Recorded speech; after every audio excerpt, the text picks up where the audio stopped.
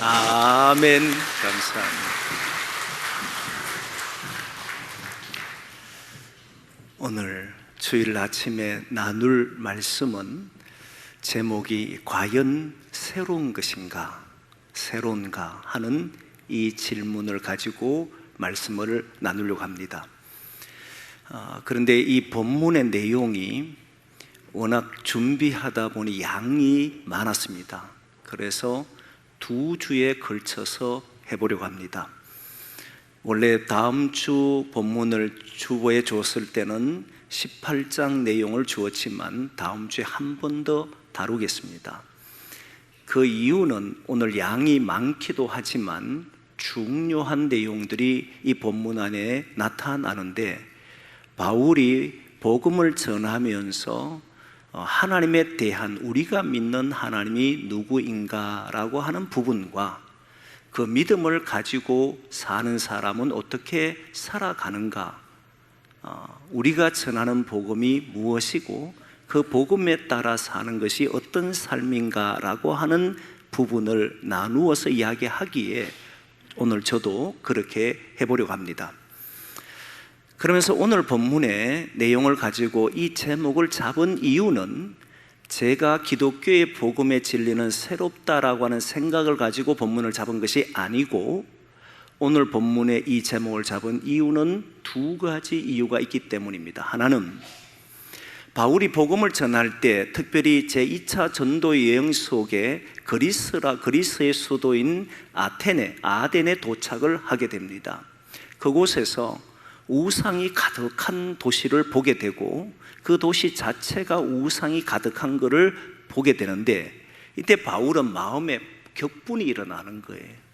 큰 분노가 일어나는데, 이 분노는 우상을 섬긴다라고 하는 분노가 아니라, 인간적인 분노가 아니라, 우리가 이렇게 살 수밖에 없는 것인가, 하나님이 세상을 창조하시고 우리에게 주신 이 세상을 이렇게 살아가야 하는가 하는, 이렇게 살아가도록 만들어버린 그런 모습 때문에 분노를 느꼈던 겁니다. 그리고 그는 그 분노를 가지고 사람과 싸운 것이 아니고, 유대 해당에서는 유대인들과 경건한 사람들과 토론을 했고, 그리고 장터에서는 만나는 사람들마다 토론을 했습니다. 이후에 그 속에 보면 에피쿠로스 학파와 스토아 학파의 사람들도 이 토론 속에 참여를 했는데, 그들의 내린 결론은 이 사람은 이 말쟁이다, 말을 잘하는 사람이다, 이렇게 평가를 합니다. 그러면서 그가 전한 내용들을 이들은 이야기하기를 도무지 이해할 수 없는, 우리가 알 수 없는 이야기를 하는구나, 어떤 이들은 이 사람이 우리가 알지 못하는 신을 전하는 거구나, 이렇게 평가하고, 그 중에 다른 사람들은 다시 한 번 더 듣기를 원합니다. 특별히 아덴 사람과 그 지역에 온 사람, 외국인이든지 누구든지 자기 시간을 내는데, 그 시간은 아무데나 내는 것이 아니고, 새로운 가르침이 있다면, 완전히 새로운 가르침이 있다면 자기 시간을 내었던 도시가 아덴에 살던 사람들의 특징이었습니다. 그러니까 바울이 완전히 새로운 것을 이야기하자 자신들의 시간을 내어서 새로운 가르침이 무엇인지를 듣고자 했던 겁니다. 그래서 저는 오늘 바울이 전하는 내용이 본격적으로 새로운 가르침에 대한 말씀인데, 과연 이 말씀이 그 당시에 새로웠던가라고 하는 질문이 일어났던 겁니다. 그래서 이 오늘 전하는 말씀을 보면서 바울이 전하는 메시지가 복음이 새로운가라고 하는 제목을 가지고 하려고 했던 거예요. 두 번째는, 이 본문은 2000년 전에 쓰여진 말씀인데 오늘날에도 새로운가라고 하는 질문이 일어난 겁니다. 복음은 여전히 새롭다라고 저는 믿는 사람입니다. 하나님과 부활하신 주님, 성경에서 나오는 절대적 진리는 변함이 없다고 저는 믿습니다. 죽은 자의 부활, 다시 오시는 예수 그리스도, 삼일체 되신 하나님에 대한 생각은 어떤 경우에도 새롭지 않습니다. 이것은 절대적 진리를 말하는 겁니다. 하지만 그 안의 가르침은 예수의 가르침, 죽은 자가 부활했다는 이런 내용들은 오늘날 새롭게 와닿지 않으면 그저 신앙생활하는 사람들은 교회 안에서는 신앙하지만 밖에서는 신앙과는 상관없는 삶을 산다고 생각하기 때문입니다. 여전히 하나님은 2000년 전에도 수천 년 전에도 아브라함에게 나타났을 때에도 그 아브라함이 걸어가야 될 궁극적인 미래에서 그에게 말씀하셨고, 2000년 전에도 그들의 미래에서 하나님은 말씀하셨고, 오늘날에도 우리에게 우리가 가야 되는, 우리에게 궁극적으로 주시려고 하는 그곳에서 여전히 우리에게 말씀하신다라고 믿기 때문에 이 말씀은 오늘날에도 새로워야 한다고 저는 생각합니다. 과거의 것을 반복할 수는 없습니다. 우리 시대에 맞도록 하나님이 어떻게 오늘날 역사하시는지, 죽은 자의 부활이 어떤 의미를 가지는지를 완전히 새롭게 해석해내지 않으면 저와 여러분은 그냥 종교인의 삶을 살아가게 될 거라고 확신하기 때문에 그렇습니다. 여러분, 한편 오늘날에 여러분들이 아는 분도 있고 사용해보지 않는 분도 있는데 챗 GPT라고 하는 게 있습니다. 처음에 인터넷이 생겼을 때 많은 사람들이 자료를 모집하고 할 때 보면, 인터넷을 하기 전에는 책을 통해서 도서관에 가서 여러 이런 것들을 자료를 얻어가지고 해석을 했습니다만은, 인터넷이 생기자 그 인터넷을 통해서 자료를 구입을 많이 해왔습니다. 근데 지금 챗 GPT는 우리의 삶을 전체로 바꾸었습니다. 자료를 모으는데 그냥 이 자료를 찾아줄 수 있겠어? 라고 하면 다 찾아줍니다. 심지어는 놀랍게도 상담하기도 합니다. 상담한 사람들이 상담사를 찾아가고 최고의 권위를 찾아가는 것보다도 더 상담을 잘해준다라고까지 이야기합니다. 심지어는 어버이 주일이 얼마 전에 있었지만 어버이 주일에 관한 설교를 한 편 줘라고 물으면 준답니다. 저는 아직 사용해보지를 못해서 모르겠습니다만 어버이 주일 설교문 달라 그러면 준대요. 여러분, 기도하는 것 때문에 부담스러운 사람 많잖아요. 공중기도하는 사람. 이번 주일날이 어떤 주일인데 여기에 가서 기도하고 싶은데 기도하는 그 기도 내용을 좀 줘 이러면 아주 잘 준답니다. 여러분, 제가 이렇게 이야기하니까 이제 잘 됐다, 이걸 사용해야지 이렇게 생각하는 사람이 있을까 봐 염려하지만 그걸 말하고 싶은 게 아니라, 이렇게 설교도 과연 오늘날 어버이 주일에 관한 설교, 오늘 주일 대예배 설교를 어떻게 할까라고 하는 것을 주는데 과연 그게 새로운 것인가? 라고 하는 질문을 해보면 아니라는 사실이잖아요. 그렇다면 오늘 또 새로운 하나님의 말씀을 받아서 새롭게 전해줘야 되는 이것과 챗 GPT에서 설교 주는 것과 어떻게 다른가라고 하는 근본적인 질문이 생길 수밖에 없는 시대 속에 살아갑니다. 그래서 어렵다는 겁니다. 그래서 오늘 본문에 있는 내용이 2000년 전에 주어진 내용이지만 오늘 우리에게 적용할 때는 조심스럽게 적용하고 싶습니다. 왜냐하면 저는 60년 가까이를 예수님을 믿었습니다. 모태 신앙인으로 살아왔기 때문에 근 60년을 교회를 다녔습니다. 그런데 여러분, 60년 동안에 배운 것은 저는 교회에서 가르치는 가르침과 학교에서 가르치는 가르침과 세상에서 배운 경험들이 함께 있습니다. 그러면 어떤 순간에는 이것이 하나님의 생각하는 생활인가? 성경에서 말하는 생활인가? 아닌가가 모호할 때가 많고 실제로 행동을 보면 아닌 경우들이 많이 있더라는 거예요. 성경이 2000년 전에 주어졌던 말씀인데 그 말씀은 2000년의 시간이 흘러오면서 함께 걸어왔습니다. 그리고 사람들에게는 창조주에 대한 이야기도 들었고 부활에 대한 이야기도 들었습니다. 그런데 그 이야기가 과연 오늘의 새로운 것이 될 수 있을까? 이 질문이 있었던 겁니다. 이런 두 가지의 질문을 가지고 두 주에 걸쳐서 하려고 하는 겁니다. 과연 이 당시 사람들에게는 새로운 것이었는가? 오늘 우리는 이미 알고 있는 우리에게는 이것이 완전히 새로운 것이 될 수 있을까라고 하는 질문입니다.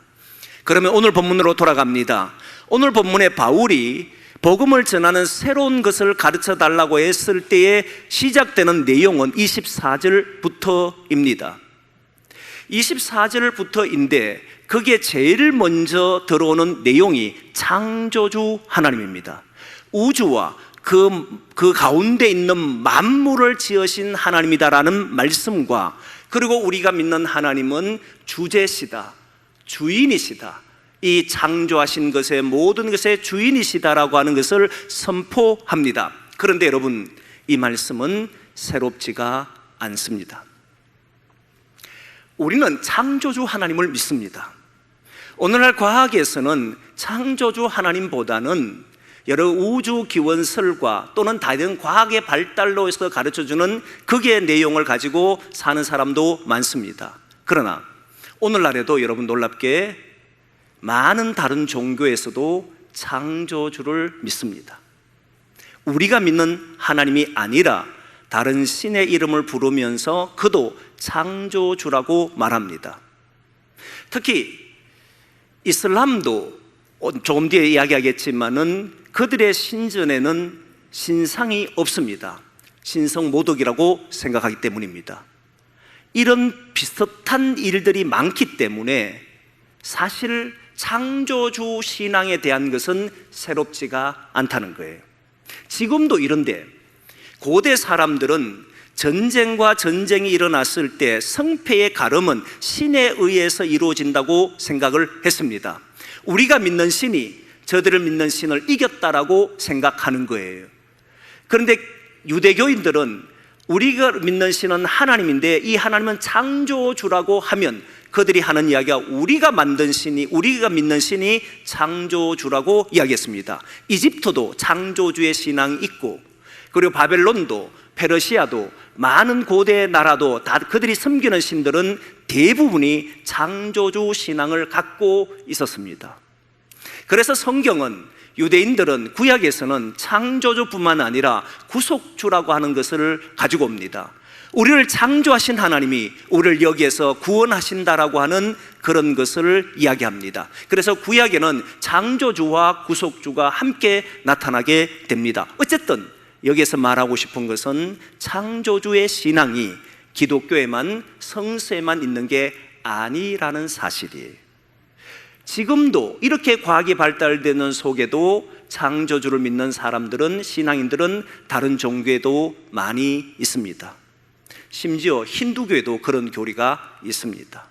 그만큼 대부분의 종교는 창조주를 믿습니다.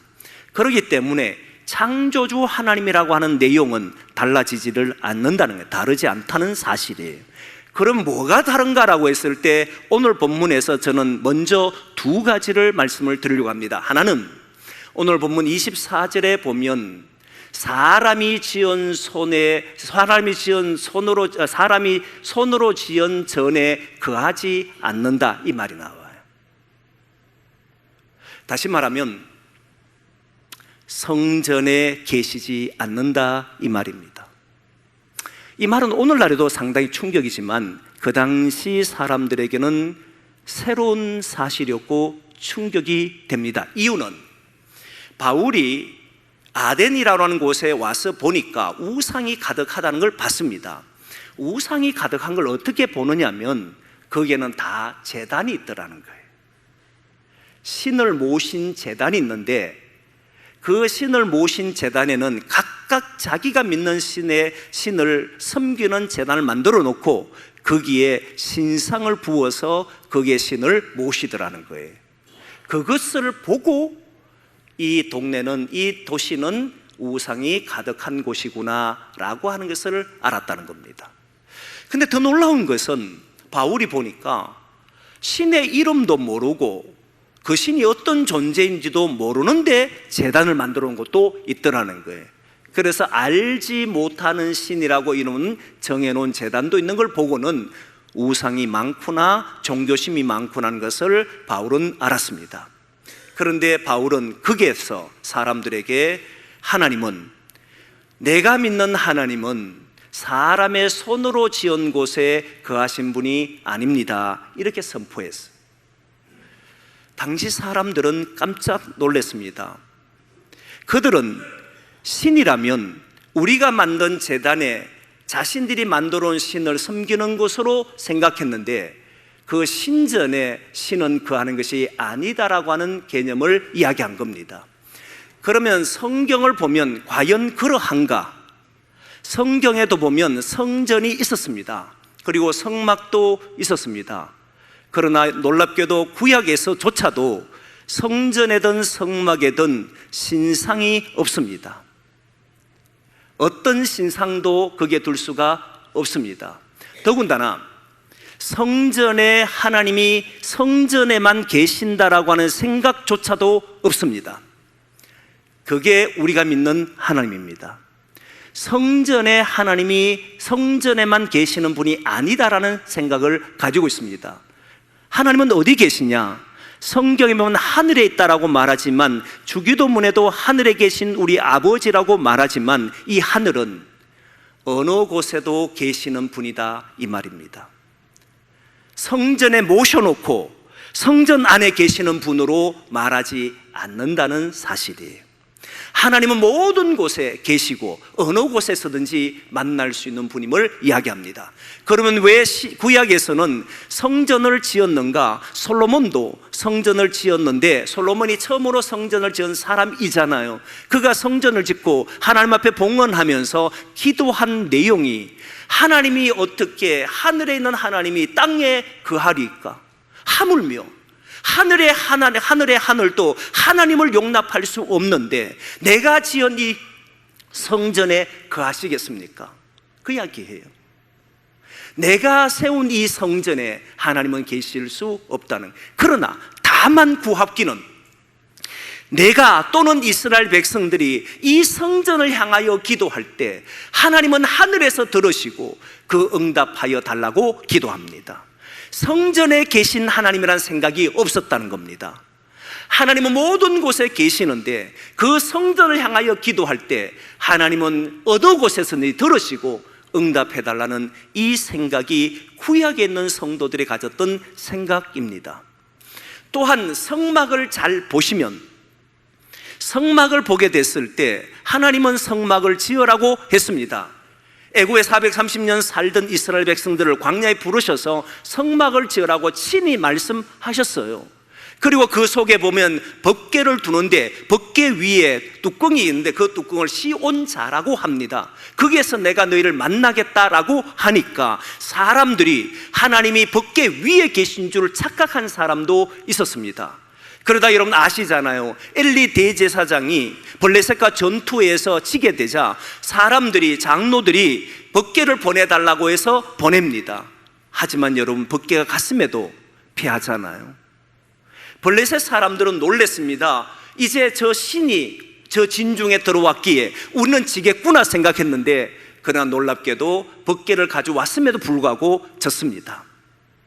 성전에 하나님이 계셨다면 바벨론의 포로가 되고 바벨론에 무너지지를 않았을 겁니다.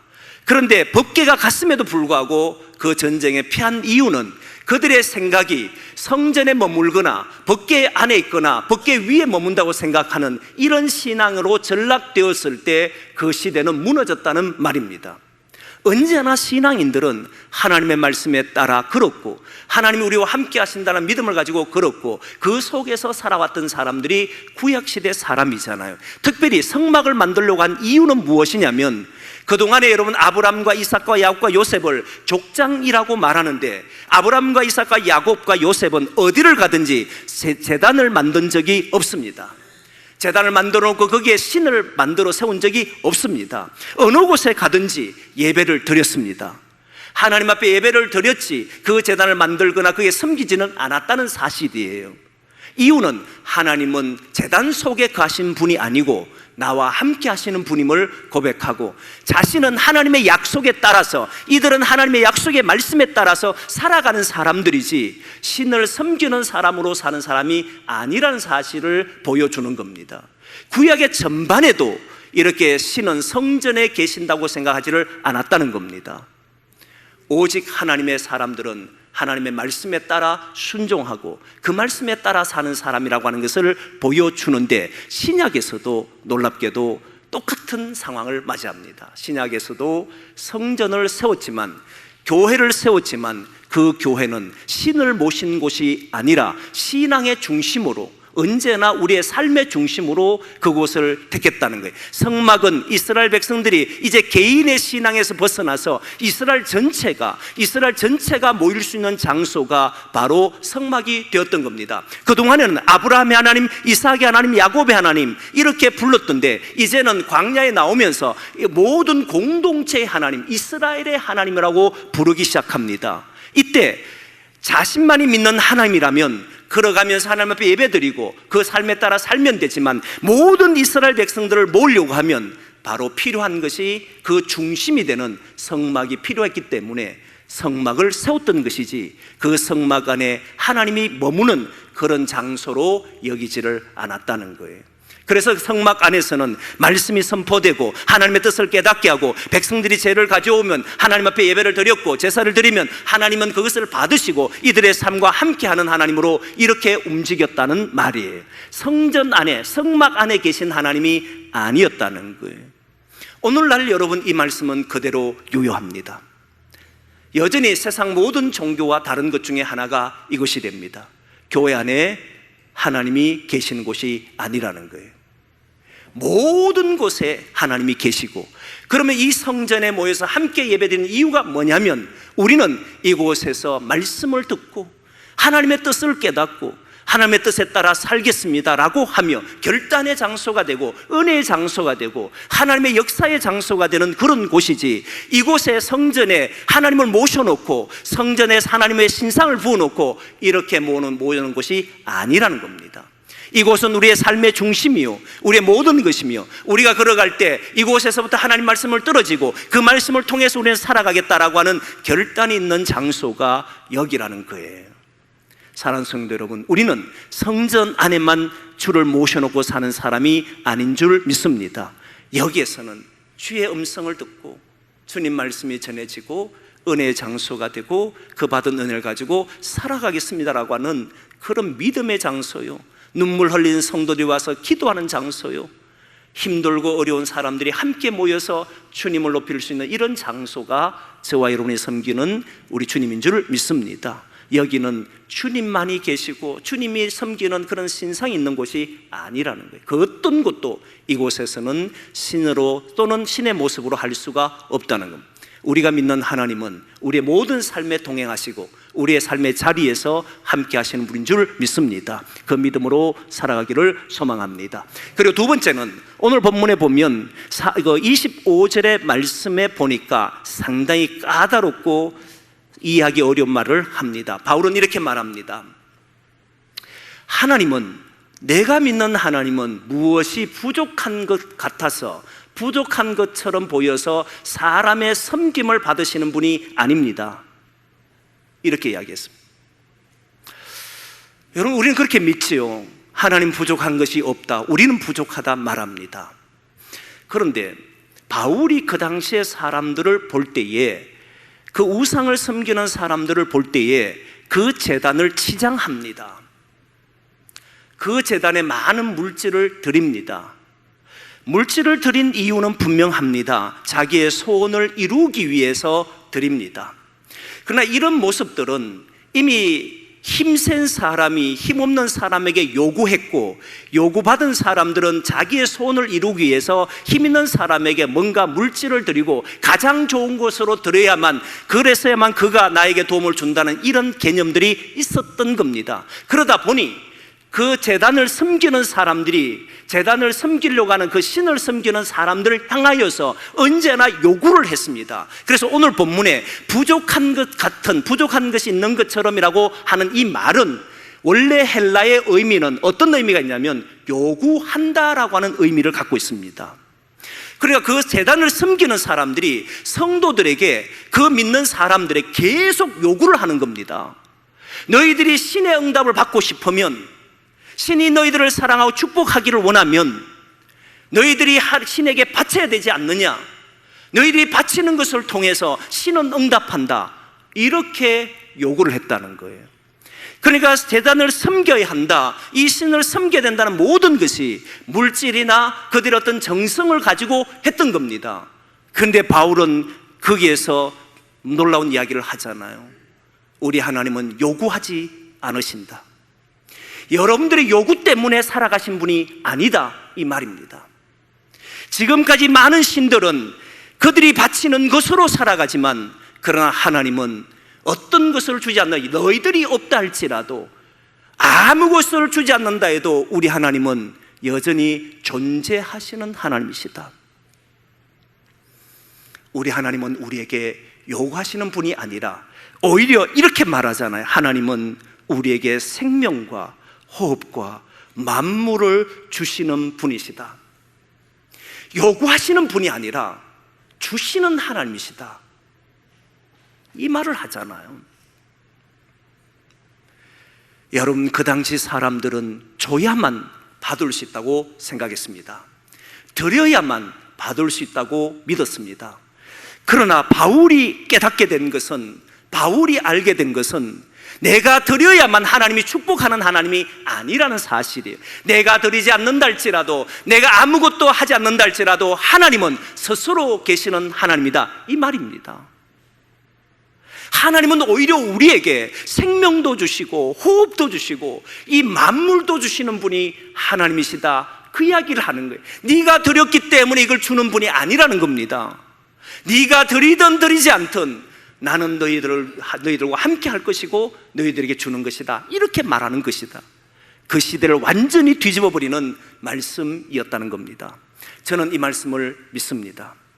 그래서 저는 우리 교회에 와서 제가 목회하면서 많은 사람들이 이렇게 말한 분도 있었습니다. 봉사하도록 권해야 합니다. 신년이 되면, 연말이 되면 새로운 봉사자를 우리는 요구하고 사람들에게 요청해야 된다, 이야기를 했습니다. 선한 의도라고 생각합니다. 그러나 저는 하지를 않았습니다. 물질에 드려라고, 하나님 앞에 여러분 올 때 빈손으로 오지 말고 드려라고 하는 것 강요한 적이 없습니다. 하지 않습니다. 이유는 우리는 하나님 앞에 드리러 오는 자가 아닙니다. 받으러 오는 자입니다. 받으러 온다니까 염치 없는 것처럼 보입니까? 여러분, 이 세상에 살아가는 많은 사람들은 일주일에 살아가면, 특히 유대인들은 일주일을 살아가면서 주일을, 안식일을 지킵니다. 이유는 안식호자 함입니다. 하나님 주신 안식을 누리기 위함입니다. 일주일의 삶을 지나고 피곤하고 지친 몸이 안식일에 와서 쉬게 되면 유대인들이 가르치는 가르침입니다. 그러나 우리는 부활하신 예수님을 믿는 사람들입니다. 우리는 하나님의 은혜가 아니면, 주님의 은혜가 아니면 일주일을 살아갈 수 없다라고 믿는 사람들입니다. 하나님이 때문에 우리는 살아간다고 믿는 사람이기 때문에 우리는 일주일을 지쳐서 주님 앞에 오는 것이 아니라 하나님께 받은 은혜로서 나는 일주일을 살아가겠습니다라고 하는 사람들이 모인 곳이 성전입니다. 하나님께 받은 은혜로 나는 살겠습니다. 그러면 우리는 하나님의 은혜를 사모하기에, 하나님이 주시는 것을 받아야 하기에, 하나님이 주시지 않으면 우리는 살 수 없기에 이 자리에 모인 사람이 저와 여러분이라는 겁니다. 그래서 저는 이 교회가 은혜의 자리가 되기를 원했던 겁니다. 여러분의 기도의 자리가 되기를 원했던 겁니다. 하나님께 받은 은혜로서 나는 이 한 주간을 살겠습니다라고 하는 결단의 자리가 되기를 원했습니다. 바로 그곳이 우리가 있는 이 자리, 우리의 삶의 자리에서 분명히 살아가면 지치고 힘듭니다. 에너지를 써야 합니다. 그러나 그 에너지를 공급할 수 있는 자리는 저는 이 성전이라고 믿습니다. 말씀이 살아있고 주님의 은혜가 있고 주님의 역사가 있는 것을 경험하는 사람들은 이 한 주간을 힘있게 살아갈 겁니다. 힘있게 살다가 피곤해서 지쳐서 이전을 오는 것이 아니라, 주여 나는 다시 주님의 은혜를 사모합니다. 주님이 주시는 힘을 공급받습니다. 그래서 나는 주의 성전을 찾습니다. 주의 성전에 와서 받은 은혜를 가지고 나의 삶에 돌아가 내 가정을 살필 것이고 내게 주어진 삶을 할 것이고 내게 주어진 모든 일들을 감당하겠습니다라고 하는 그런 장소가 바로 저와 여러분들이 있는 이 장소인 줄 믿습니다. 그렇게 만들어가기를 소망합니다. 그 장소는 힘이 있을 겁니다. 능력이 있을 겁니다.